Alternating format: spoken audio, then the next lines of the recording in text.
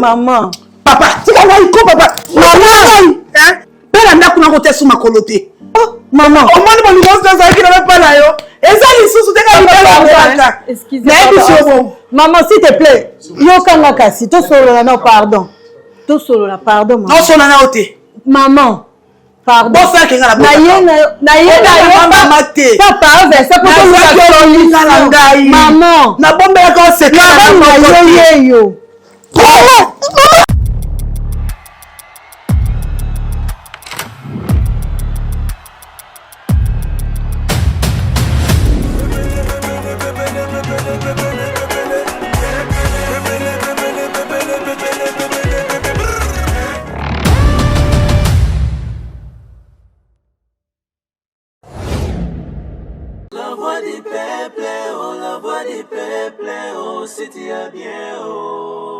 Vincent Chilouizi, étoile de la presse. La voix du peuple, toujours longueur d'avance. Les informations partout dans le monde. La voix du peuple, toujours actualité dans l'actualité. Maman n'a pas. Salut, bienvenue, chers amis téléspectateurs, dans votre émission Vérité en face, énième épisode d'autres Libino, dans la chaîne Abisso, La Voix du Peuple, par rapport à la réalité où tozo kutana na mokili, likambo susu et pas na yo et comment na nuté, to et pas na yo et ko sala maté, mais yeba ki pas bande ko za ko koma etant za ko koma et servir yo comme leçon ya vie ou yeba nini ya rotamla na mokili o ya se. Merci beaucoup, vous êtes nombreux à travers le monde pour suivre cette émission. Nous attendons de vous, la première des choses, c'est de liker massivement cette émission. Dobi natanga yi commentaire en de mora lobi mais nini émission 10 000 cas 10 000 personnes bataillent, maintenant on a moins de 2000 likes. En tout cas, merci beaucoup Nandeko. Je pense que sur le retard l'émission, on a que Nazorata et autant à la commentaire et ça m'a intéressé pour nous rappeler puis Batulelo, n'a posé sous question Lelo, Neni autant l'émission au CPL nango, mais pose rara le beau qu'on a eu pousse na yo kara pointé kara et si ko baché Moussapi a très bien beau vous avez hésité alors que les émissions alors que les émissions et sungayo et personne doit leçon à vie. Et ça la particularité na yo lelo na no like émission té lelo en tout cas like yango et au-delà de ça partager yango na ba groupe WhatsApp na yo na ba contact na yo tchango na mira page Facebook na yo parce que émission ezali évangélisation, c'est une émission qui est en train de changer la vie de beaucoup de gens.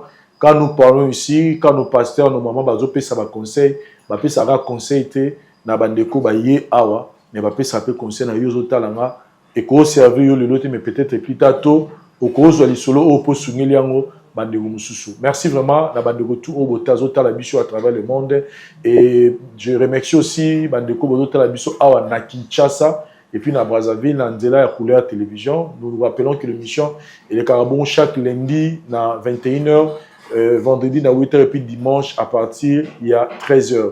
On les a rendez-vous ya bande ko batala biso na Nzela TNT. Sinon nous nous retrouvons ici pour un nouveau numéro. Tolanda clip ya Ser Nabiso Shekina et Sayo Bundelanga pour te faire l'émission Nabiso Malam. Merci.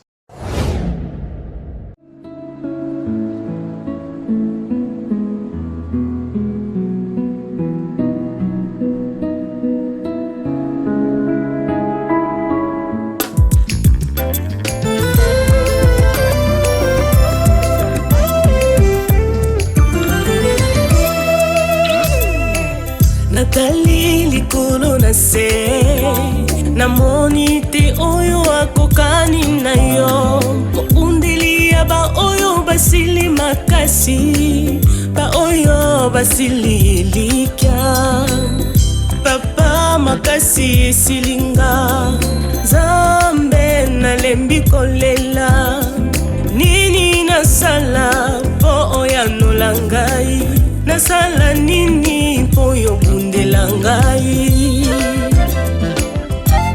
Lamuka yawe kota likambo na ngai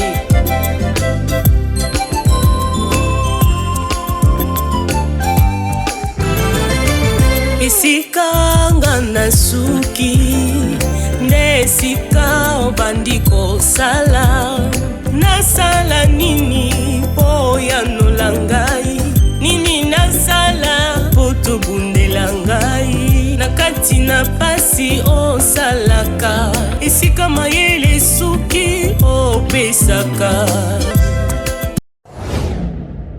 Retrouvez l'intégralité du clip de notre sœur Shekina Isayo dans la chaîne YouTube Naye Shekina Isayo.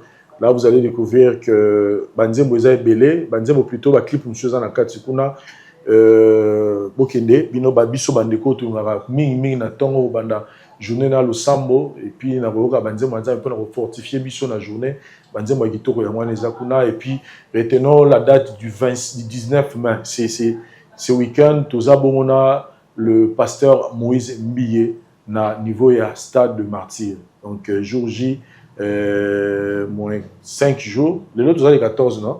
Donc jour J moins 5 pour vivre un grand spectacle où le pasteur Moïse Mbiye a offert biso. Souvenez-vous que na francophonie après ça biso déjà spectacle moko ya kitoko makasi ya tika bato belé na posa et le grand rendez-vous est bon fixé pour ces 19. Rassurez-vous côté sécurité, ma camion se allait très bien organisé pour que bo landa bongo concernant la nenge c'est bon même bana il nous a rassuré tout ça dans conférence de presse d'ailleurs rassuré biso que même bana bakoya parce que jour wana eza journée il y a célébration de okumisa nkolo na nzela banzembo ya pasteur Moïse Mbiye. Chers amis téléspectateurs, nous sommes là pour un nouveau cas. Il y a ndeko moko ya mwasi a contacté Kibiso na kombo ya Lorraine azali un de nos téléspectateurs atala biso lokola yo nangai lokola yo ngape na tala rango ngape na téléspectateur ya vérité en face parce que moi même des fois ça me prend aussi na landarango pour la tala pour la baxaper sous sagesse na baxaper mayele. Elle nous a contacté parce qu'elle a un cas, elle a une situation où à Monique en tout cas cette place où il y a qu'on trouver là une solution ezali bongo awa na émission yo. Le passé, il y a maman où il y a Bautier, il rattrapé, présent naïe, et plusieurs risqués et affectés futur naïe. C'est pourquoi, connaissant la situation et la gravité du problème, elle s'est dit, ce qui a le bien solo lana maman naïe, à convaincre été. Et n'engata la rémission où il y a mon andé topé sa ramaté, à topé sa conseil, aligné tout soumaye pour que avouer maman naïe vérité moko où certainement européen ça passe mais grâce à Dieu nous allons essayer ya kubunda pour que maman azonga na droit chemin après koyeba et le de la mission moi si azana comme problème to passer dans la première étape na surtout azana koyeba problème mizani et puis to évoluer l'émission. Merci. Ona bandeko bazana posa kotonga bandako na bango ya ba rêve na bango parce que le qui chasse zo fongwama pourquoi pas kotonga ndako ya rêve na yo nengo lingara lupango mezala. Pourquoi pas au bon moment on a eu na mabele parce que lobby nini rozalate et surtout que les espaces sont déjà développés bandeko mingi bazala banda pa basi batonga courant mai makambutu eza kitoko makasi donc awa tozali pour ba contact nyonso bureau la biso ezali bon la commune ya Lingwala avenue Kalembelembe numéro 256 botunika la flat hotel Tenazia donc eza non loin ya commune ya maison communale ya Lingwala. Donc boye wana bokuta bandeko bazala pour repesa bino explication lisusu bolingi to bobengi biso na nzela ya téléphone na ba numéro oyo bomoni toteli bino na se. Voilà, chers amis téléspectateurs, là nous venons de suivre le spot publicitaire il y a concession la biso Nedi na niveau ya Maluku. Donc terrain zawana faites comme les autres. Les gens ça m'a fait plaisir de Yaomonango. Et Bazako hésité, faites vite parce que concession à Bisso, Ezo, qui est aussi là, Baterezo qui est aussi là. Donc pensez-y, il y a qu'au terrain à Bino. Donc comme je l'ai dit, c'est vous qui gagnez quand vous achetez le terrain comme ça. Dans niveau, il y a Kinshasa ou partout, mais en tout cas, moi je vous exhorte à recevoir la concession parce que emplacement là, ils ont bien ma casse. Vous avez un macadam ou un des attaques au commun la place, aux issus sous moto, bandit sous kokota na bakati non. C'est-à-dire vous avez un macadam ou un donc concession là, ils ont entouré na macadam. Vraiment position moi il bien pour que oye babongo kotonganda kunayo maison de rêve na yo puis kotonga et plutôt kobomba pe mongo na yo parce que déjà tant bande wa motonga déjà banda ka étage wana c'est-à-dire que place les autres encore plus de valeur mais je vous annonce aussi que bientôt toza na ba terrain tokoteka na Lutendele, donc juste côté ka ya Mbudi wana na Lutendele. Bientôt to relancer pe ba vente ya ba terrain toza na ngokuna, mais déjà to silisana no masolo ya maluku comme ça to ya na oyo ya Lutendele place mo pe ya bien bato bazo kuna eza déjà bato bazo otonga donc so ye kuno kutaka ba chantier na ba chantier donc yo pe bongisa déjà mbongo na yo pour que tant to lancer en kuna surtout eza pena et belete le rôle na niveau maluku kuna o soit déjà terrain na yo. Sinon je tiens à remercier les 15 personnes oyo ba souscrire dans le groupe, il y a soutien, il y a émission Oyo Vérité en face qui est géré par le pasteur Serge Kaba et puis notre sœur qui est au niveau des États-Unis. Merci beaucoup pour les 15 personnes. Je vois, j'ai 30, 40 000, 50 000, 60 000 qui suivent cette émission de manière régulière. Je vous attends. Dans un processus pour nous soutenir pour un groupe, pour un objectif, il y a Liboso pour qu'on partagera l'émission à Bisso. Sur les côtés, il y a mis balai. Pour soutenir yango financièrement, c'est-à-dire $1, $2. Déjà, les solos na yoki babi bazo sala bazo chaque numéro ya compte bancaire moko wana ou mutana mutu a contribué pour que toi améliorer plateau na biso. Pourquoi pas plateau est comme encore plus kitoko ke on to sala lelo, pourquoi pas to bakisa ba matériel, pourquoi pas ne to yambara bando na biso ba ya boye ko sunga yepe na moi transport to zora bakaya ba Aden to zora bakaya belé peut-être mutakwe une émission faut bien l'hôpital. Nous avons beaucoup de choses où ils sont des fois, moyens financiers, donc ceux qui beaucoup pour soutenir l'émission dans le contexte, on a $1, on a $2, on a au Seigneur, on a qui peut opérer ça, donc il y a caméra, il y a micro, il y a lumière, donc c'est un groupe qui a juste pour le but, il y a pour soutenir l'émission. Mais je dis merci déjà pour les 15 personnes où va se manifester de leur propre gré pour soutenir ces programmes Vérité en face. Nous sommes là, chers amis téléspectateurs, pour traiter un sujet, un nouveau cas aux amours. Elle est devant moi, elle s'appelle Lorraine. Lorraine qui habite ici à Kinshasa, qui suit régulièrement cette émission Vérité en face. Et aujourd'hui, elle se décide de venir ici pour avouer une vérité à sa mère, Touéba, Vérité en haut et Zanini. Lorraine, bonjour et bienvenue dans cette émission. Bonjour, Pave, ça merci. En tout cas, on a remercié Makassi parce que les considérations nous portées dans na biso to sala ya Vérité en face.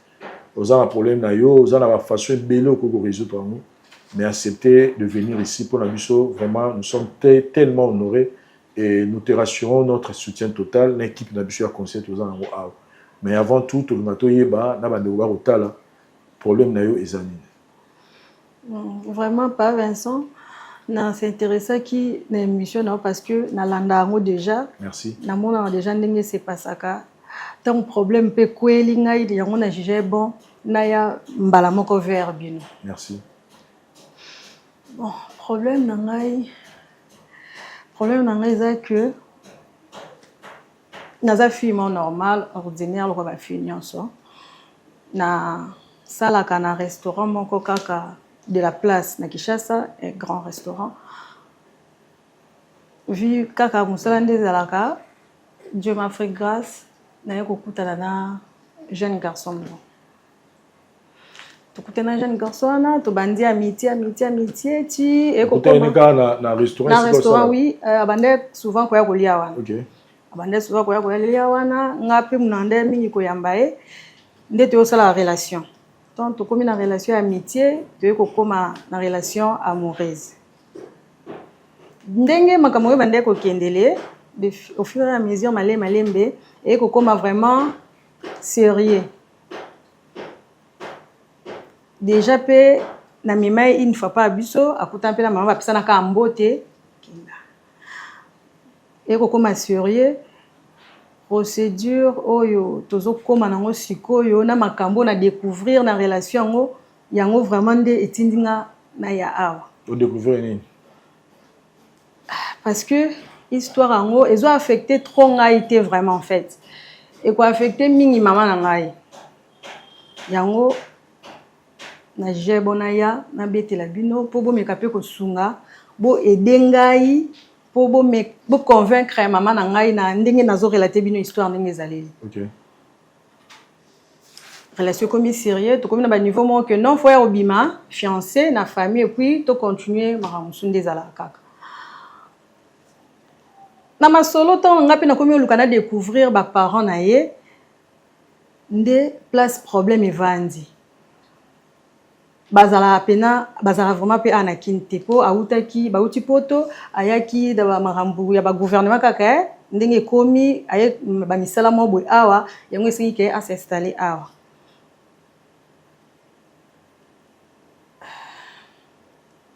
ntango natuni sija baparent na ye non baparent na ye bazali papa na mama bazali abandi mpe obetelanga masolo ya famille na bango nde na ye kodécouvrir que papa na ye na mama na ye nayebi bango na lisolo namona bango te bamonanga te bayebi nga te me nga nayebi bango na lisolo par rapport ya maman bon par rapport ya mama oyebi bango mama betela o lisolo mama betela o lisolo nini ya bango mibale ya couple wana yango sikoyo nde sikoyo place problème ezali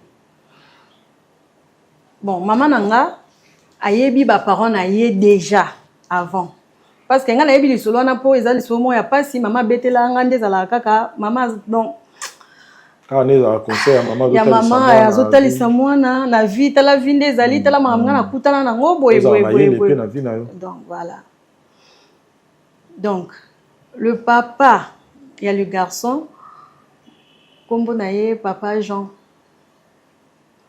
la maman mamati soki baotala émission oui nde mama betelanga e arriva nini mamati aza camarade ya maman bon tokoloba azalaka meilleur ami ya maman azalaka meilleur ami ya maman papa Jean wana azalaka copain donc fiancé ya maman bakomaka ntina niveau ya kobala na etu makambo nyonso makambo moko eleka wana nde esimbaka asusu te papa wana akendaka kobala mamati camarade ya mama wana wow donc problème nde eza vraiment wana sikoyo ntango ngai ndenge ya nde azopesanga nini baparent na ye ntango na ye kodécouvrir yango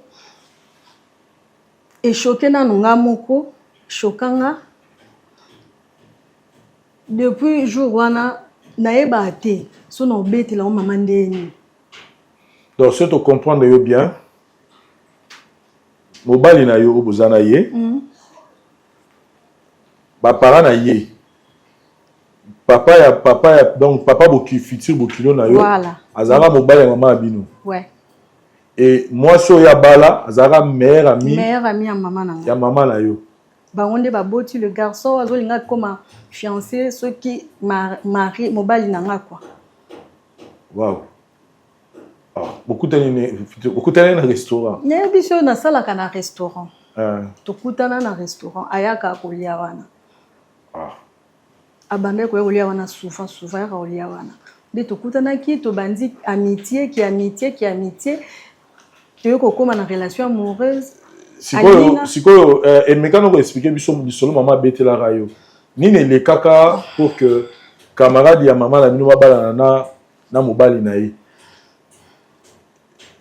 bawelelaka nini et puis qu'est-ce qui s'est passé donc mama akangaka bango eleka nini donc bref pour ne pas na poser ba question un peu trop parce que ozano pe mto beta lisolo donc si on a comprendre bien camarade ya mama abino abeta mama musinzo nde balobaka voilà abotola ye mobali abandonné mama parce que azalaka déjà fiancé abimaka mpe déjà na famille etikalaka basilisa bamama bakutumie bacivile etu bamama wana tu mpe camarade wana ayeba ye mpe nyonso wana mpo bazalaki bameilleur ami nde ebaluka bongo choc wana sikoyo yango mama biso azala nango ti lelo babalanaka wana babalani na Kinshasa mpe bake poto bakesa vie na bango kuna baboti mpe bana na bango kuna makambo tu na ndenge le garçon aye kozonga mpona makambo mosala na Congo awa na nde mpe coïncidence ya bongo tokutani sikoyo na odécouvrir mais ntango odécouvrir oyebisa osololi quand même na mobali na yo oui namekaki korelate histoire ye pake azwaki temps ake asoli na baparent na ye mpe na kote na bango problème eza te baparents na ye balobi bango eza le passé babosana baa na problème te bango baza pour moi na bango soki alingi abala na ye ngai bango baa na problème te baza pe prêt sikoyo problème eza kaka maman na choc wana oyo azwa na histoire oyo ndenge coïncidence oyo esalami nayebi réaction na ye ndenge ezala te Maman ndenge aboti yo aboti na bandeko mosusu to nini? Je suis sa seule fille. Yo papa azali kasi? Papa azali. Baza ensemble na maman. Choc mosusu ya mibale ya mwana azwa na vie. Mais papa azali. Choc ya nini azwa susu na vie par rapport na yo? Et pas papa nanga pas azwa choc. Expliquez biso. Donc, tango azwi premier coup. Mobala bali akei atikali aye kokutana na papa nanga. Bon, vu que ba choc wana azwaki temps ya koyeba ye vraiment bien te nde atombaki na zemi nande abotinga après ko comprendre que papa nanga azalaki déjà marié naza na ba yaya mais na mwasi na ye ya liboso bazalaka neti lelo nga nazalaka na mama nanga ntango azwi suku wana boya na ye aboya mpe papa nanga atikala na ye ye moko ti abokoli nga ti lelo nde tozalaka na ye. Oh, maman Clémence alobaka mibali.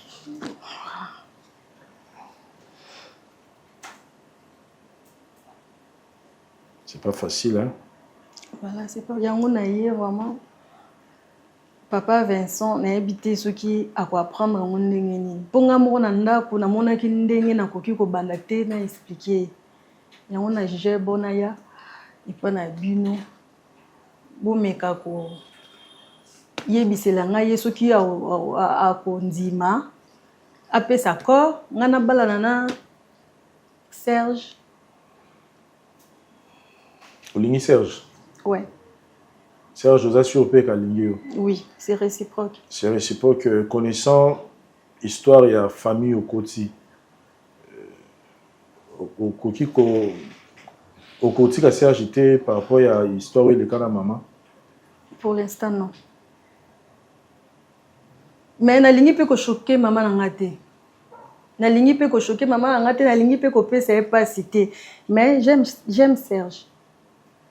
Olingi salama, c'est-à-dire libala na yo ezala mais bénédiction maman ezala. Oui, voilà. Maman ezala pour yango. Nous allons essayer ensemble nous allons vous aider pour expliquer maman vérité et puis nangab na biso pe to mekana ba conseil total sa maman. Pour ne pas beaucoup parler, tout se retrouver juste après le temps tout le cas bon ça décor na biso to yamba maman Fifi hein. Maman Fifi. Maman Fifi to yamba. Merci. Pour moi c'est pas juste un concert. Ce n'est même pas une affaire de vaine gloire. Pour moi c'est une mission. L'Éternel m'a dit Moïse, je veux une offrande. Voilà, nous sommes de retour, chers amis téléspectateurs, dans l'émission Nabicho Vérité en face, en vous rappelant que le 26 mai, le pasteur Mike Kalambaï nous promet aussi un grand spectacle à niveau Yazini de Paris. On va soumettre nos billets, nos billets pour que ensemble, tout Kumisanzam de Nikoloana et tout Kolanda de Ronabicho Lorraine. Et nous sommes en présence, il y a Maman Fifi. Maman Fifi, merci beaucoup parce que il n'y a pas si n'habitué à la kaka comme ça l'émission na bateau batala mona noté bamona ona noté mais ce qui est mis moto assez à mona on balamoko tous en la facilité il y a solo là n'est Nathalie Sakio que to solo la kaka ceux qui to tche ba caméra pour que oye ba raison ni notre bengiselio. Mais tu vas toujours retourner à la question morale pour te se rassurer effectivement ceux qui ils allient au moto to luki to ils allient to moto a bengisio azo reconnaître ou pas to net oye ba ceux qui ozo ba de comme moi si waza me penser na biso. Eh bien azana ni pa na yo moi na ngai Lorraine moi na yo oui unique fille na yo oui self na zani yo. Ok. Ça va, ma famille, vous allez bien? Toi, très bien. Et puis, maintenant, on a surpris pour bien. Toi, on a un problème, qui mien? Qui m'est allé, hein? Ok. Alors, on a eu un peu de Raming. Donc, oui. Le Sambo. Sambo, dans un mois, la maman. Ok. Sambo, la catholique. Ok. Lorraine a tali si moi les solo moro aura. Ils ont concerné personnellement yo. Alors, tolinga qui est un peu tôt, mais un peu ko yeba moi mukie, olimbisa biso poto, mais un peu ko kokisa. Moi maloba Lorraine a lobby. Na yo pour to yeba nini parce que né na tali show que awa mingi ezara mutalobi likamu na ye pour biso to pe sa conseil. Je me disais moi likamu ezo tumisa ye, ezo déranger ye, azomona nenga ko bandate, deni na ko lubangote to rassurera que ye a lobby mais na suka nango ozo pe conseil yo eko sangisa bato to bato ba panzanate. Likamu Lorraine eli awa a meki un peu ko betela biso moi les solo na yo. Parce qu'il y a le bi likamu za nango ezo concerner moi muke les solo na yo. On a un mec qui tourne un lobby maman abali sous-souté depuis Azana Lorraine tout ça. Mais il y a aussi que non en tout cas moi le choc moi kutana nango et ça là que on a peine sous Ramaroba la tête. On te met toyé ba choc moi les animaux au kutana nango na vie et si ça yo pour ça il y a biso mibali nde baloba.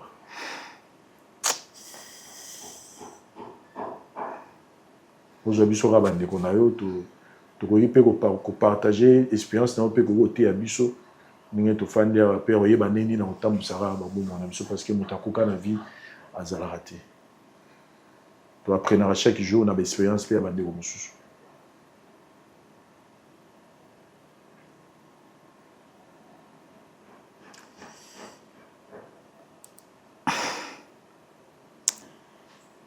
Bongo Lorraine tout ça un problème pour ebisa. Il faut approcher nga maman na ebisa ngai. Hein? Ayebisinga maman te maman alike pa na bino.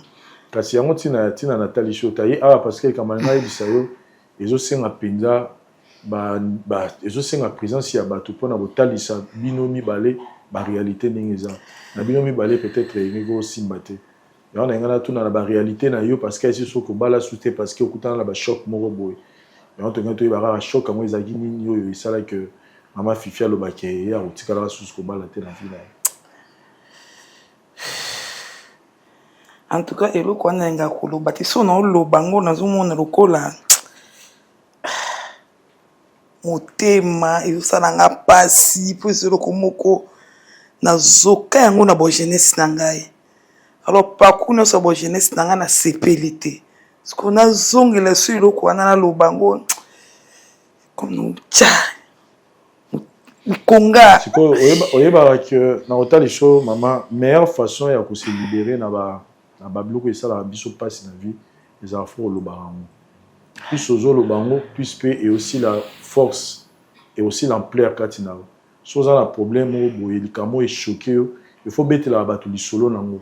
Pour plus au bête li solo ti yo moko ko mo ba yo beta li solo ti pe ko soma pe obosani yango tam sous na tunyo question façon yo kaka passe période wana na lelo so kanisa mo passe za rationner monter le temps nous guérit en fait temps guérit ça biso temps mi kolezo le cas et temps ozo beta pe li solo boye ko suma biso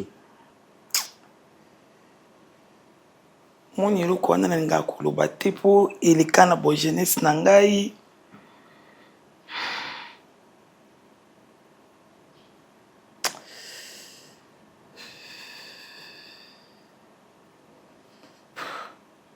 Enfin, donc le bique, on partager na bateau et ça là que moi pas si aussi là, mais pas si ma clé si là mboule belé na boti moi nangai ceux qui n'avaient na canis na zamu faut pas soigner et mais ngo bina ba Jésus soigner bien na makasi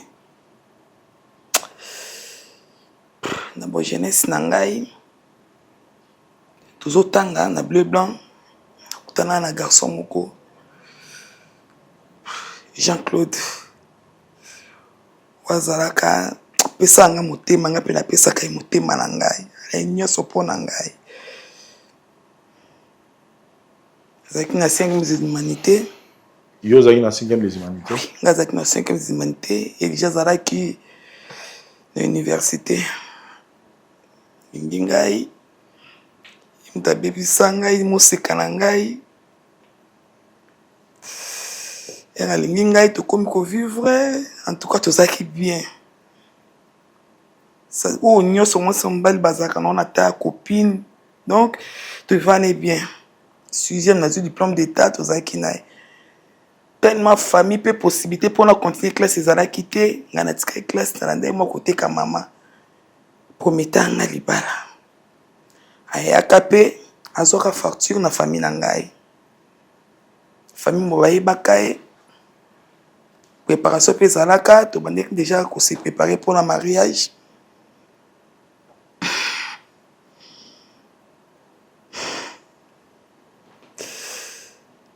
Je suis vandi cousin na benga ozapi sina na ndako moi et compréhension moi ça makinga nae au mona na te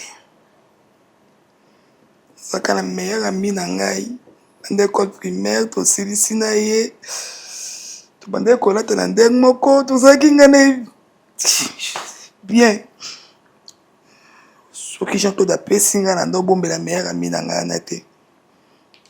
Découpé qui ça est. Et son habit grand frère en bala lelo. Azo bala. Na côté qui a mon doute. Na bio. On a tout ça que moi makele le mot commun sur les lobby. Non fifi grand frère en bala lelo. Ngabi Jean-Claude Oyanga. Azo bala oui. Jean-Claude Obala. Et vous a teminga vite. Abibi moi ça zo bala. Habité. Alors, on a eu sauté. Soit transport, to kutana. Soit qui transport, to kendo kutana e. To kena lié feti zalaki. Je connais pas la meilleure amie nangai. Oba la meilleure amie nanga. C'est un pasi. Nazonga na ndako nese mutute na mikangama na chambre pendant 3 jours na lila kaka otna olela nini na kokoloba te afin na ko ebisa bato dina ko vanda après na ko continuer moi vie te kana zaki na otna déception makasi surtout mobalo abebisa moseka na yo. Akokutana mobali mususu mobali anakutana naye abombelaki ngai kaza on marié tandis que ngai la vie na ngai na bo jeunesse tandis na lingaki na bana mobali aza on marié te ne kokoma na zema mwana ngai oyo yana koma zema mwana ngai après kobota ye 2-3 mois na ko découvrir que non c'est pas question azaki marié.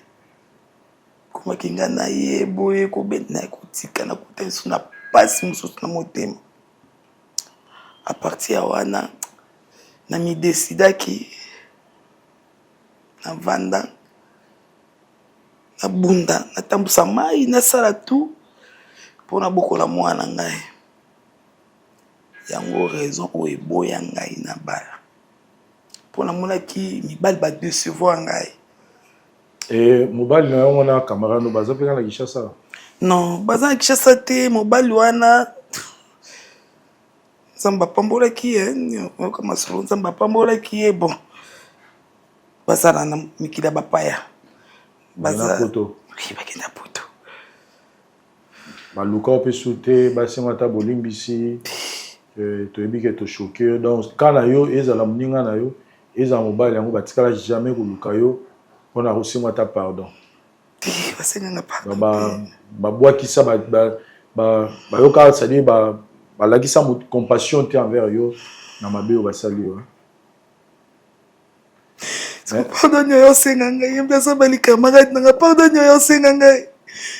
Eh papa, c'est pas ça yo pas ici. Normalement peut-être après des années bazaki ba tout le monde peut-être il fallait ba denga yo peut-être ça senga pardon. Na kwa kolimbisa te période wana mais peut-être après des années peut-être le lot sur la émission yo ngala osenga bango baza na eloko moko no basala te ça arrive dans la vie osala kozwa ba décision moko boyebi ke décision na ekomemela bato pasi ekonyokola mutu mais ceux qui mikoleleki comme on dit que le temps guérit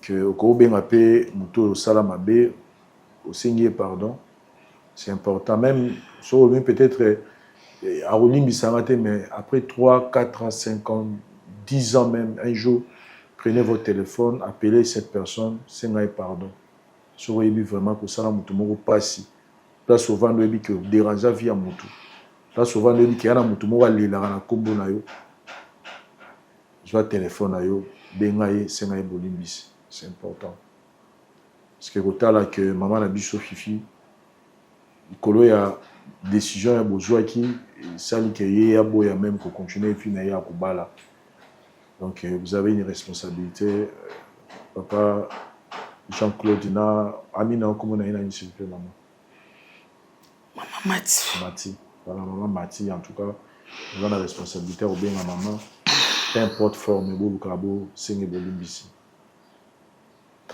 voilà maman fifi to bien akiyawa solo obeteli biso to yoka ki yango déjà moi ndambu pas ya moi na yo Lorraine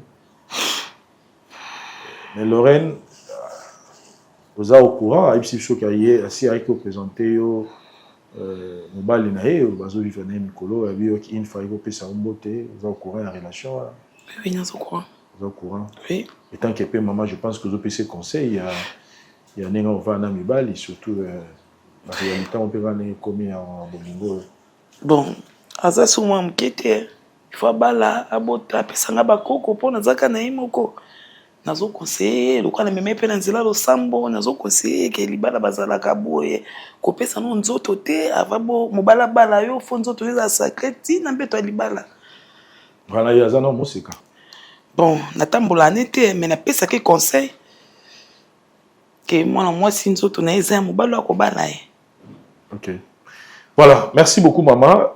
Lorraine, je pense que le Rosinga Gibiso tout ça là, Yakoubeng sa maman pour que to solo la naie, kotali sa ye réalité oyo yo zanango, maman ye yo, ningi te bisa ki yo responsabilité et zo revenir et pas na yo, ou expliquer maman et le roni no bénisse lié awa et bisoto ye basko nini to sunga bino na etali ba conseil maman za awa solo la maman.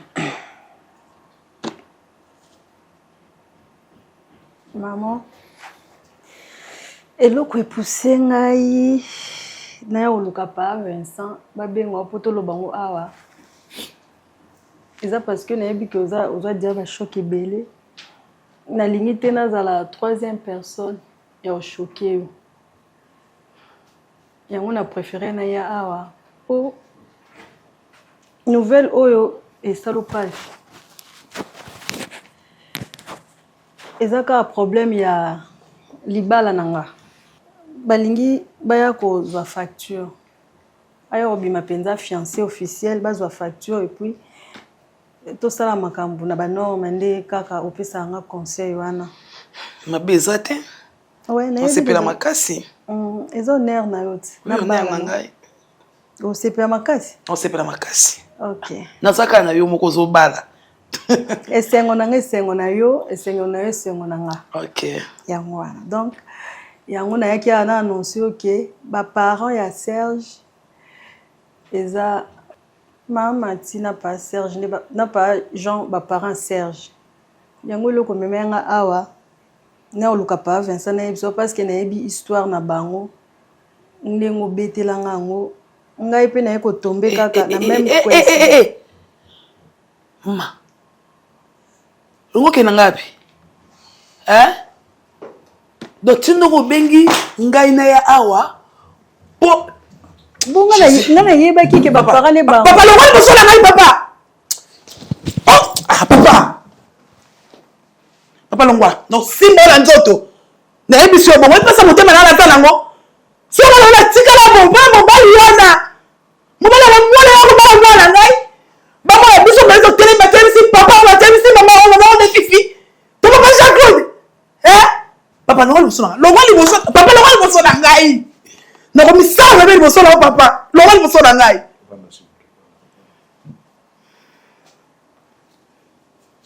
So na ebaki mbele awa te.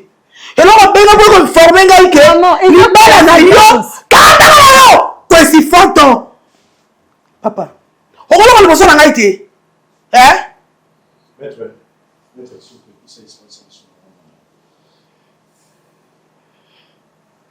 bonga na yebe ke ba parents na eza bango. Kanda moko na yo. Maman. Papa, tika ngai ko papa. Maman. Parce que maman la moni. Yo kende suna famille wala. Mwana mobala yo ba. Maman ngalinga Serge wana ngana yebe pete ke baza ba parents soki ba ngai na maman kete. Na yeba kite. Ngai na maman kete. Kaka siko maman linyesu. Na liete. Kaka siko maman linyesu. Souffri na vie na ngai. Musape nga ko la alliance. Et là ça monte pour la papa la Serge. Pour la soi-disant maman to solo la maman. Maman na la fête. Telem sa maman Fifi, maman na yo. Telem sa Jean-Claude de papa ya mobali na yo. Ngai Fifi. Na mati. Tokuta na kata sali pour la libala na yo. Et simba tam kolomoko te. Kako bimana bimona fu mati. Maman. So kika na bonza na fu. Papa problème ni na ngai papa. Problème ni na ngai papa. Problème ni na ngai.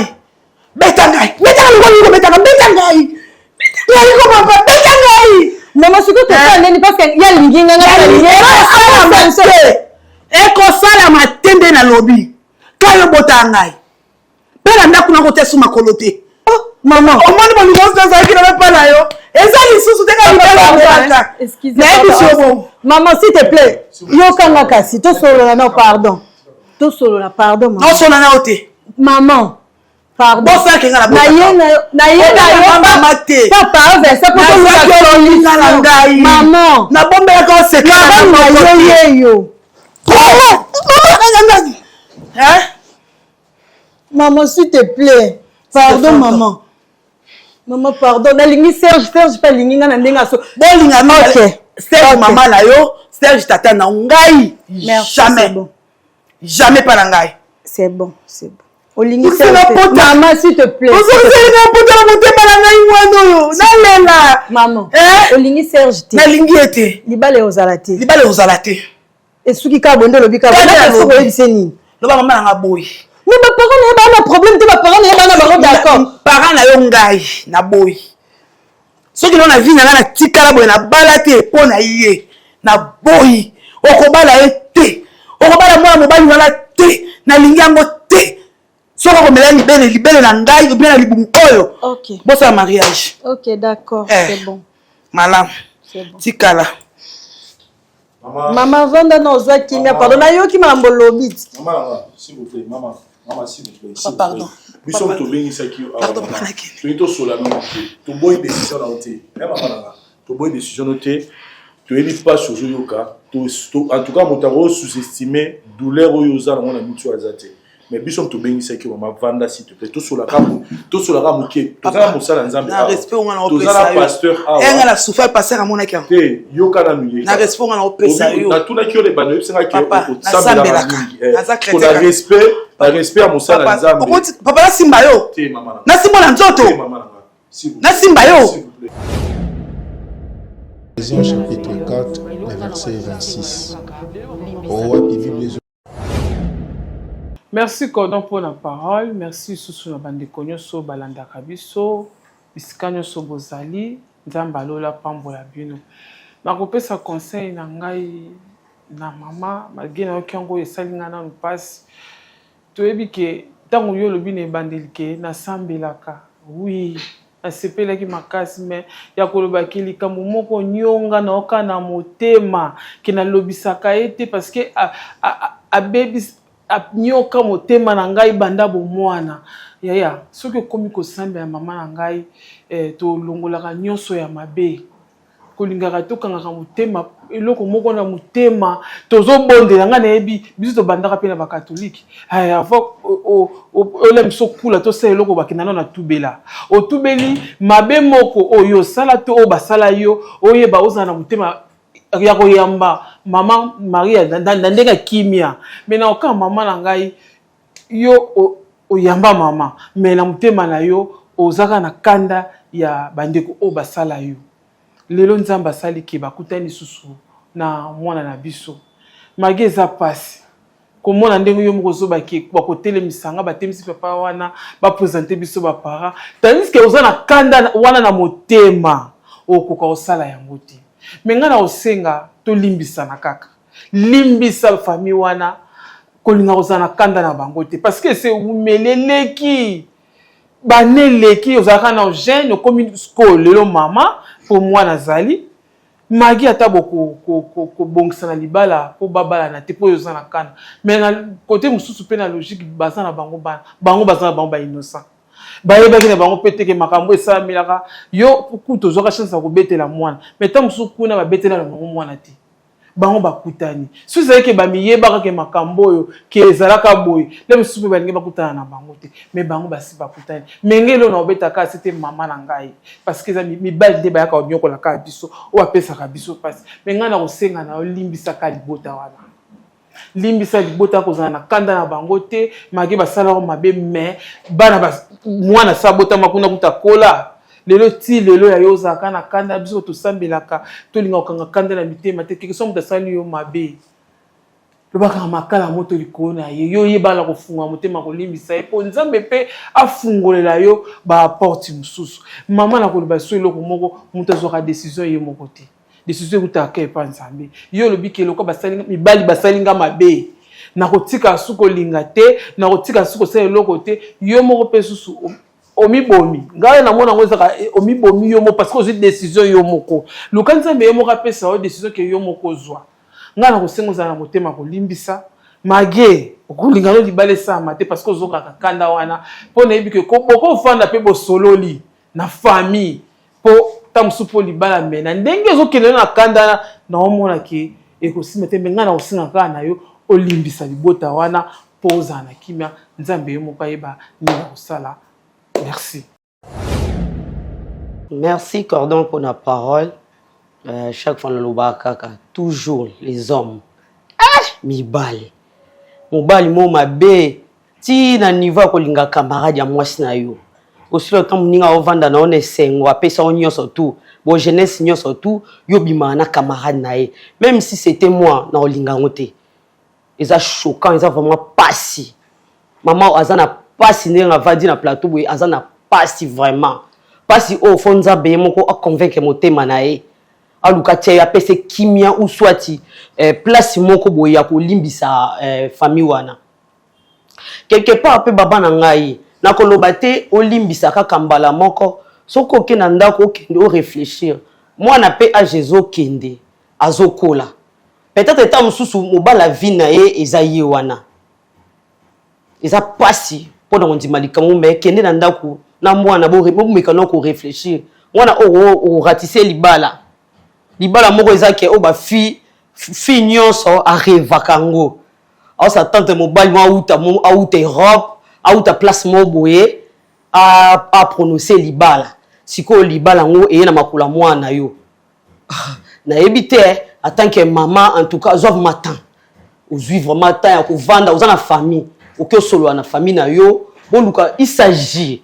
ya ko vanda les deux familles bo solo là avant mariage bo solo li bo trouver solution moko ya bien o ko sala ke bana o babalana tala no mwana o alinga komi parce que mwana o loba na yo na pasi na motema azaka na yo être cher yo moko mwana o loba na pasi mama ko linga te 10 ans plus tard o mwana oyo abanda ko benga yo mama ndoki mobali mo buta uta ki place tel boye mama na nga boyaki abanda ko regretter on a lobanoka ya ngwano kangango boke yokana. Merci.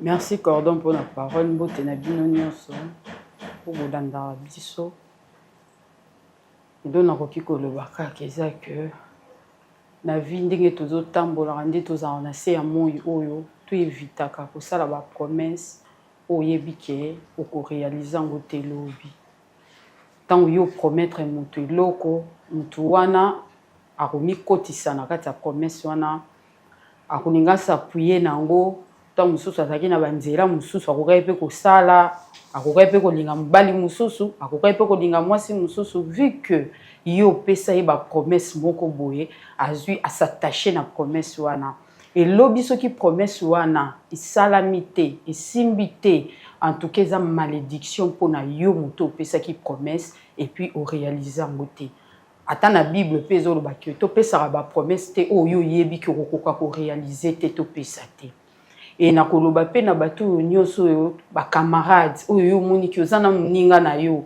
bozalaka botambolaka mais lokola yo omonaki na mobali moko boyi lokola omonaki na mwasi moko boyi okomi kolinga olinga mwasi ya mobali wana to olinga mobali ya mwasi wana po opanza kaka opandi amitié na bino elelo tala ba conséquences siko lelo bana bakomi ba victime bana bayebi na bango makambo na bino te lelo tala likambo ye kokoma mais ngana koyebisa yo kaka mama ndenge ozolobaki opriaka mpona nga na kosenga na yo vraiment otia nzambe nanu liboso na situation oyo mwana ndenge ayebisi yo mais quand un peu kokotela on a ba prière kotia na okanda te na mwana kosilikela na mwana te parce que ye mpe asambelaki nzambe te katinde na famille wana mais Dieu seul sait pourquoi atindi mwana na yo na nzela wana atindi na famille wana nzambe nda yebi le pourquoi et lokola oza boye nga na osenga yo vraiment soko ozongi na ndaku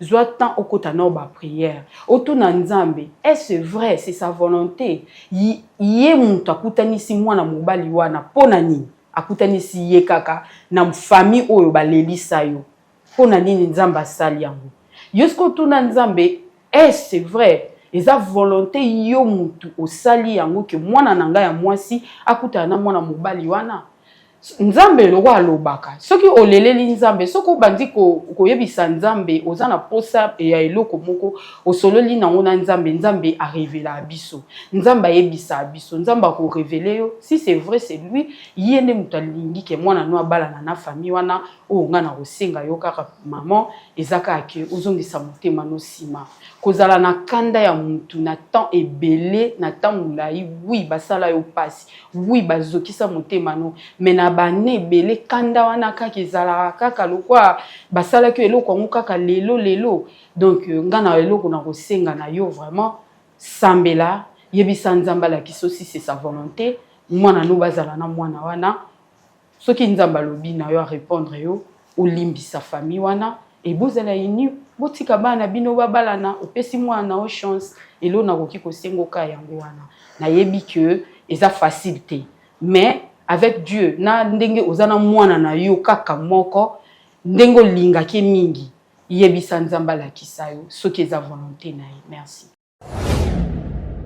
Merci Cordon pour la parole et merci pe na ba fidèle na biso o balingaka la voix du peuple.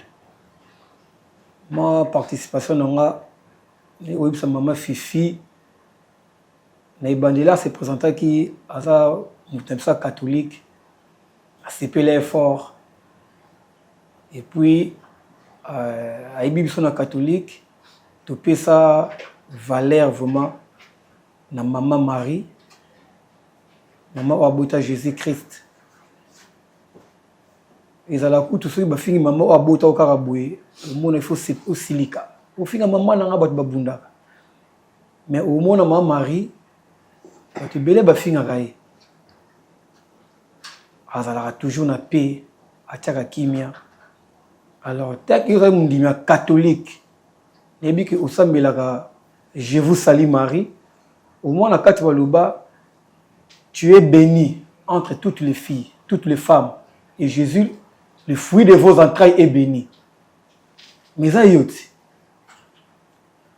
pas si moko boezwa yo choc moko boezwa yo mais kaka na nzela choc wana nzambe ko bénir fille nao et ba message nde balobaka que l'Éternel parle d'une manière ou d'une autre atali ke olela mingi pour nini parce que ozaka na souci ya mobali no wana quand on dit mobali no c'est que famille na mobimba pour libali zalaka ya mobali no c'est bon mot de famille alors abina opamboloka na nzela wana azui kaka mwana muto ashoka yo avec vos postes awa le gouvernement na biso lelo ndenge moi on a expliqué et je pense pas que dans restaurant là à mon ba fille avec moi na ouais ba fille avec belé et puis là aux autres tables là moi ba fille qui ça mais à pointer kaka moi na ya moi aussi mais ça déjà bénédiction on va l'accès moi qui na bénir yo peu n'importe choc pas si camarade na sala tout nini yo tala ngote yo tala siko bonheur ya moi si nao ya moi nao makaso za nango lelo na si lobo za nango te c'est le moment préparer relève nao mobala ye a mutu mona ti sérieux déjà a ça na place à bien c'est-à-dire à équiper bien bonheur na ye za du coup bonheur nao to sengela ba papa Jean-Claude pardon te to sengela maman Titi wana pardon te parce que ba yima ba sala cause pe o sala que papa Claude Tika yo akomona muninga no le bien peut-être plus de éviter plus au monde auto au monde awa to peut ça concerne auto au monde siko bénédiction on zambati papa Serge na lingi fina peut-être aza mobali bosata linga ye mobali ba linga ke maintenant ba proposer makama mariage te maman eza rare eza pasi na mukila lelo mobali vraiment net ya biso ba na obala net ka itanzana mais siko Serge alinga bala fina yo mama na koma maman Maria osamila katenda oyebi yango okinaka grotte oyebi je vous salue Marie oyebi puissance nango tia siko okina kati ya église mondimi moko to ser moko a expliqué okamo ya boye ce que ça exemplaire ya catholique lesani no pesa ye donc longola kanda on a ba tout ça ba décision na émotion te moni kanda on a se présenter Satan là que kende autant ce que ba dégâts etikaka parce que Saint-Esprit ya ka moni ma musali tout ça là ba juge ba jugement na kanda te tout ça ba décision na kanda te pour ça œuvre Satan dans la minute oyo tala mwana yo ka moko oyo nzambe apesa o soko choqué ye a mona ko démon ya vie avec ko kimsala mabe akosapi n'importe quoi passe on a nyonso ezongela kayo passe oyo mona kina nzela libala na nzela ya jeunesse na yo et ko kona o mona te yo nyoka maki meleleza bénédiction ya mona fongola mutema bima mama oyo alingi bénédiction ya mona ye ata na famille so yo kiki yo boya ko telemela ki eza passe vous comprenez donc papa Claude bala ba musika yuzano awa nous beaucoup ba ne beaucoup s'arranger pour libala sala ma soki ba roya sur place surtout éviter ce que ça la ka ba représenter to éviter mais c'est important yo dimanan le reste on a habité na famille ba noko ba koko bazali ba papa leki ba ko orienter pe oyi ba neni no sala poto honorer ndo na biso abala mbali na o bazana ba innocent ba mbali ba parcours na bino mbali bazana bango te donc voilà on a ko ba yango wana merci. Merci Cordon pour la parole. Na tinga mo na lobi wa utono ki mama Fifi lobi lo mo toucher ngai. Mama Fifi tono yuki lobi na fandia wa mbala ngo pa fandia ba liba boti ba tele manga pe na telemi et choqué nga makasi tono yuki ngo. Cela veut dire na mi moni sikote na mi moni même kolongo. Ndé na comprendre que oza kozoka na mutema.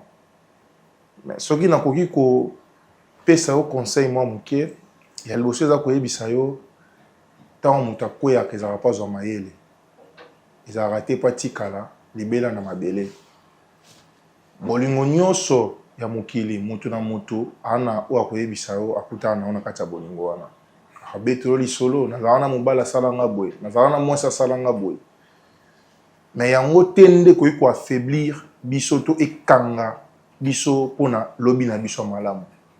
Cela veut dire ngai na benga ngo ba maladie ekutana na biso ozwi mobali bala saluer loko moko comme si na niveau que bo bala na makoba la camarade na yo.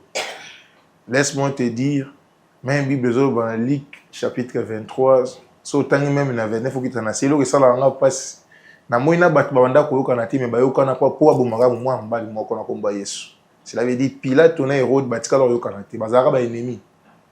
mais mokolo wana kaka mpo na yesu bandimi basangana mpo baboma ye mais eloko wana esala nango yesu eloko te parce que naboni même na ekulusu atali bato nde baoyimilie ye baoseka ye na mituni est ce que nkumba oyo ngai lokola humain nakokai mpe kosupporta ngo je ne pense pas même une minute apamba nakoyina bato tu basangana ye mpo na nga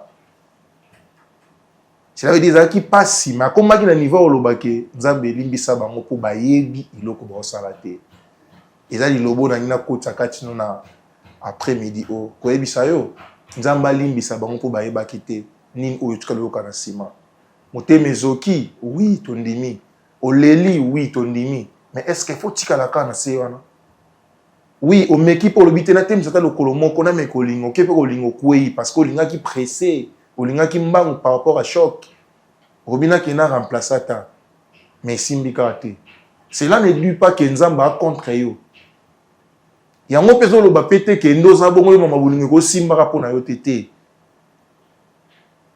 mais siko toza su na étape wana te tolongwe na nzete wana toketi na nzete ya mokie oyo ebotami na nzela nzete no moko nzete ya mokie eza nzete oyo tobengi mwana na yo na mituni ngai moko sikoni esalami ndenge nini ka bato basala mabe bato oyo yina moko na bonga zonga susu na nzela na yo eza wapi il faut oluka obalancer un peu mutuna o mituna pourquoi tu vois pas que nzamba scénariste aolinga délivrer mutu moko mutu oyo kozala pe yote kozala nsu bango nkolo alinga zongisa bango na makolo ba réparer eloko ba bebisa ekati na yo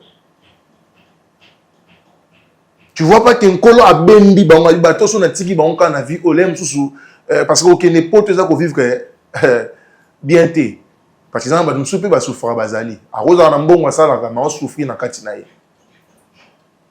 so eza eloko mo nkolo na bolingo na ye alinga réparer kati na bango avant na réparer ngo fona zongisa bango bakende ko bongisa mutema ya mutu moko ezoka mama tika komi belisa na mutema koloba koza na pasi mukona mona mutema papa na nga docteur o expliquer ngata mutema papa no ndenge komi atu na nga do vivre ndenge nini ezaki mukolo nga pe na ye kule na vie na nga koboya kokanga na mutema koboya kolela na mutema na moni ndenge nini na otu na docteur ekomi boye ndenge nini abiza raisonnement anda souffrir na kati boya oyebisa bino lokote or po mutu abima na kati ya makambo wana fasola na batu fayoka batu problème ese le kala mais lelo ezongi pourquoi pour nkolo na kosa na yo ana kosa sauver mutema na yo na pasi moko toko sanga na biso so 10 15 tolo baka liloba moko biso pardon mama limbisa il faut lobela opé naza pe contre te naza pe contre te mais dis-moi na loba no lokwa mama o penser na nzete na yo nini nzamba bombi na sima likambo oyo pourquoi nzambe kaka ndimi mwana bango yesu na nzela nanga batu nyonso batrahisa bato na mokili je te dis na ko nopenge lobi obanda lelo ti lobi o remarquer bato wana nyonso bakufa même avant bato bango baluka batrahi même Jida ona obeto lisolo yesu ye moko esala ye pasi akoka amona moyen takenda komigembika mikufeli avant yesu yango ye moko alobaki totikele vengeance ye moko avenger banguna na biso avenger bato balelisaka biso tika nzambe ye mo tika banguna mikumba na bango nga alobaka moto asali mabe oyo peno fai no lia na ye mo na kata mutema olobani omoteka no nyoka makoleka yo na fandi no osola no moyebi conscience ne sala ki na sala mwa mbalo mabe na sala ndeko mabe na sala mama o mabe kati no ezala ndeni omonte passe oza nango ezala balancer ekota na kati na bango alors na kati ya mutu et na part ya mutu na kati ya vie ya mutu ezala na part o mutu aza nango na part o nzamba aza nango part na yo eza oyoki pasi le temps ke mutu oka même inga na olela mais yango teni na kofandela na kanga etumbu wana komopesa yango bato mpo oza mpe mutu oyo esengeli ozala libre la vie continue même si problème eza monene ndenge nini vie ezokoba mwana akutani na mobali aye alobi tosunga tosola na mama parce que aoyeba te nini esengeli ya sala sikoyo yo lokola mama tosangani biso nyonso toyebisi yo mama luka espace kaka kombo ya libala te mais luka no espace nkolo aza na posa asa eloko mona nzela likambo merci beaucoup Ephésiens chapitre 4, le verset 26. Roi et vive les Le Flat Hotel Tenasia met à votre disposition des appartements équipés de chambres et suites avec un confort moderne. Une salle de fête moderne pour toutes sortes de manifestations, anniversaires, fêtes de mariage, réunions et autres. Pour ceux qui adorent la restauration, il y a un restaurant VIP à votre disposition. Un night club pour les amoureux de l'ambiance responsable. Un service traiteur de renom. Et pour ceux qui adorent rouler en sécurité et en luxure, le Flat Hotel Tenasia met pour vous une location des véhicules des marques. Le Flat Hotel Tenasia se situe dans la commune de Lingwala sur l'avenue Kalembelembe numéro 256 à 2 minutes de l'avenue Libération ex-24 novembre. Voilà, nous sommes de retour, chers amis téléspectateurs. Je dis merci à l'équipe de Bichua Conseil. Je dis aussi merci beaucoup à Mama Fifi, Ndengwa Setaki, Koyoka Oyoto, Zagi na posa Royebisayo. Mama Fifi nga a la place na yo. Eza facilité. Dans d'autres là, paramètres belés pour ne pas na kota on a profondeur pour na mimo na nzela o nga la limité. Mais je me mets à votre place et je comprends pourquoi ça sera un peu difficile pour nous à accepter. Mais c'est que je peux simplement vous dire, l'émission de Lézara, que pardon, Ezali, élément où ils ont ça qui est l'homme qui continue à exister. Ce qui pardon, Ezala guité, mais qui laissait Koufa. Papa Jean-Claude, maman Mati Basala, ma bé Makas. Je reconnais ça. Et c'est pas facile pour vous. Il y a un mariage, il y a moi, il y a Bali. Et puis, tant que ça va paraître, il y a c'est pas facile pour nous. Il faut dire que c'est pas facile pour moi. Akuta na suna mobali oyoyo akomema eti na lisola libala. Kokuta na mobali mususu lobi akokuta na ekolinga ba olinga ye. Mais mobali wa ozana makaniso na lobake na lingi Lorraine ala la rapemini na ngai ti mukolo na kokufa. Eza décision au mobali nyonso ozora te facilement. C'est une grâce au ekomeli mwana yo. Mais esika ya moza ya mabe pona yo. Par rapport à ba passé na yo. Et on a tali sûr que au kogi peut aussi surpasser dans les kambango. Au peut si moi dans nos chances à que nos bala qui sait peut-être rencontrer à Yona papa Jean-Claude ils arrivent pour aboutir dans la relation avec Omi Balé. Peut-être pas peut-être mais moi j'ai compris que Yona papa Jean-Claude beaucoup tanagité pour balana. Mais beaucoup tanagi pour que un jour balana bionde pour bobota ba balana. On les a selon conception là. Et tout ce qui maloba pa na yo par rapport à nyonso yo ki awa malobezani n'est pas inao. Parce que moi, moi aussi, je suis juste bénédiction. Pour ceux qui avec peut-être une famille à papa, famille à papa, barobo ya témoin par rapport à la réalité où vivant. Mais à talisinga que ya kolina yo, avalina yo, ayebineni no souffrir pour bozalani bozabino balelelo. Et jour wala ozane sengo amona yo ozobina parce que ya balé. Et non ozala musika ya libala na. Ya wa memba likambo a. Merci papa Vincent ndongo oyambi ngai noki bande ko ndenge balobi noki conseil musala nzambe. En tout cas pour na papa Jean-Claude na maman Mati na limbisi bango na kombo na Yesu. Mais pour na mwana nanga kota na famille wana etika aussi batam koloma côté. Pour nga mama bazokisa balelisa eloni ezangi na mwana nga pe bazokisa balelisa.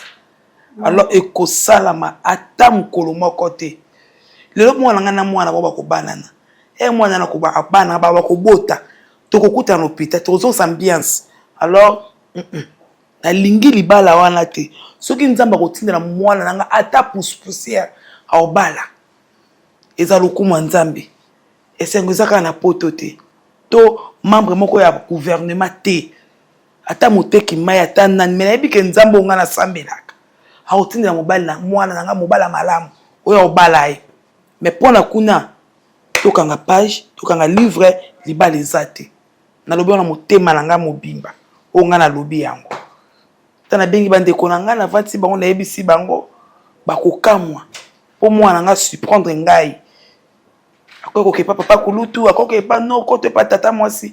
Alobi akete, mais aye pas na bino, na oki bino, na za mutu.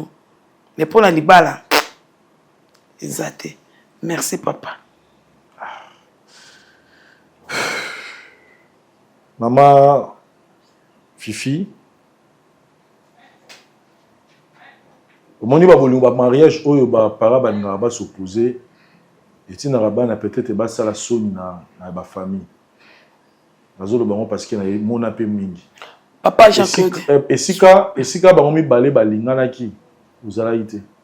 Et là on poussé on a balé pour pas commander bazar vous allez été. Papa Jean-Claude soka ko sala soni na akosala soni akazwi zemi akei azali susu mwana ngaite. Te nga uto na beti masolo na zemi te. OK. Na beti tout masolo te ga pesa mukumba te. Na tani soka que ko empêcher bango te relation parce que rose à la susu ndenge yo lelo ozaka na pasi ya ndenge papa Jean-Claude na maman Mati basala pasi keba pe ke yo lobi okoma pe raison ya malheur ya mwana yo akoma ba question nga na suki boye na zoka mobali na mobali nga bana nga likolo ba kanda ya mama ta la place na yo ko se retrouver ezaka mati ya pasi na sengi yo nga na sengi yo ozwa ta na yo c'est vrai que au groupe ça biso jamais décision finale na on est si quand fandi parce que ezali lokola kakebeti na matoi na yo to pesi otama malanga koloba teke o bomi libala olingi libala wana te parce que sika ba omi bale balingana ki eloko epusa ki misu ya mobali na ye alula eto ye mwana no ndima yote muto komanda ki amu mais esiko ba komi nazo micha na place na yo libala oyo ko ya rovana nini no tala ba parents na ye bato en tout cas on a la raison no nyonso mais so nazo ika na place ya pardon na singio maman zwana nuta kende ko solola na ba de mususu pa pasteur tozana ebu meka no ko solola peut-être prochainement tokuta na poto sur la sous kambo kosola tata kosola prochaine mais yange zaka kana sina boy papa Vincent sina boy na lingili suma balibala na tena ko na matoi na ngati soka za mwana nga na melisa kilibele na ngati meki 9 mois en tout cas wana na boy mi nzamba osala grâce aux mibali mususu ndenga ngai ndi nazoka décision na finalement obala te mais il y a une décision te ngai ndi na boy mobali wana soka lenga mobali mususu ndenga na nzima mais mobali wana te. Merci. Non, en tout cas, papa, pardon. On se retrouve prochainement. Merci beaucoup. Bye.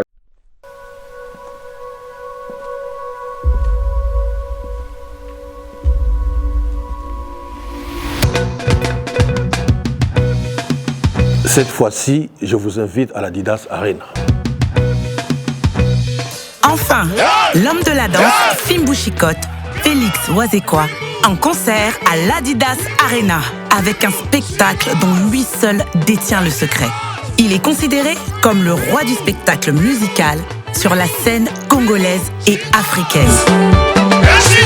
Depuis son dernier concert à l'Olympia et au Zénith de Paris, le monstre d'amour, Félix Wazekwa, donne rendez-vous aux inconditionnels de la rumba congolaise et du ndombolo le 1er juin 2024 à l'Adidas Arena pour un concert spectacle de légende. Vous avez déjà Yakosepe là.